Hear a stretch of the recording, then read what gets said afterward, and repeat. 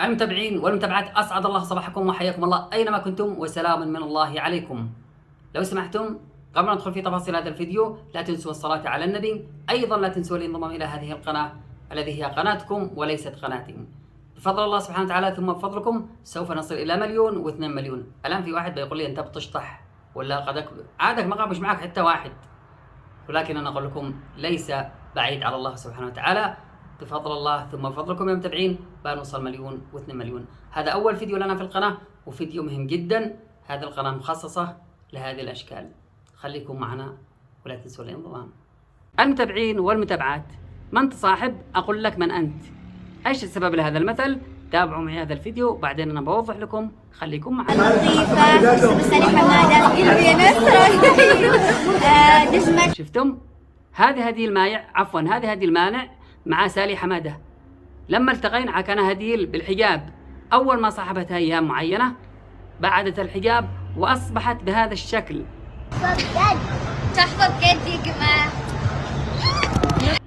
شفتم؟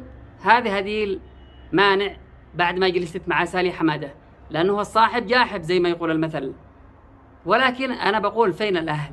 فين أهلها؟ فين زوجها يا جماعة؟ إحنا ما نشي نتكلم ولا نشي نسب أحد، ولكن الموضوع زاد على حده. لحظة، مو جالس تشوف الفيديو ما ضغط لا لايك ولا كتب تعليق ولا انضميت إلى القناة. اكتب تعليق واضغط لايك وانضم إلى القناة ويلا نكمل. المتابعين والمتابعات، الآن في بعضكم بيدخل لي بالتعليقات وبيقول لي أنت كذاب من أول يوم. يا أخي عيب عليك. أنا بقول لك يا حبيب القلب هدي وامسك خليك معي وتابع التفاصيل. أنا بقول لك الحقيقة. كيف ماتت هدي المانع؟ هدي المانع أو هدي المايع بالأصح، هذا واحد من المعلقين كتب لي بالقناة الثانية. هدي المانع ماتت في قلوب كل اليمنيين الذين عندهم نخوة وعندهم دين، سواء كانوا شباب ولا بنات. يا هدي المايع يا هدي المانع عودي إلى العادات والتقاليد. عادات والتقاليد ايش؟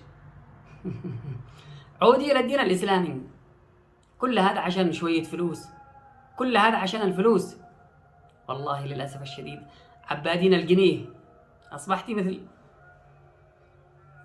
حسبي الله ونعم الوكيل. المتابعين والمتابعات، أنا بوجه هذا النداء إلى أهل هدي المانع. لو سمحتم لفوا الغنم حقكم، لفوا الغنم حقكم، عينوا لها كبش يهدئها شوية، ولا اديتم لها علاج من حق الديدان عندها زايدات.